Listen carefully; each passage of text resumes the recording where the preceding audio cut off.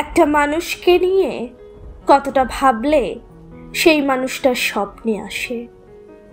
এ যেন এক অন্তর্নীল ডাক, মনের অলিগলিতে যে স্পন্দনের প্রতিধ্বনি শোনা যায়। প্রেম কি তবে এমনই অচেনা এক বাঁধনে জড়াই, যেখানে বাস্তবতা মিশে যায় কল্পনার গভীর আধারে।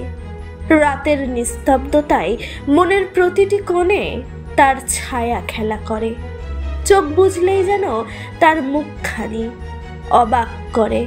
মনে হয় বাস্তব কি তবে এই, নাকি শুধু এক ভাবনার রূপকথা?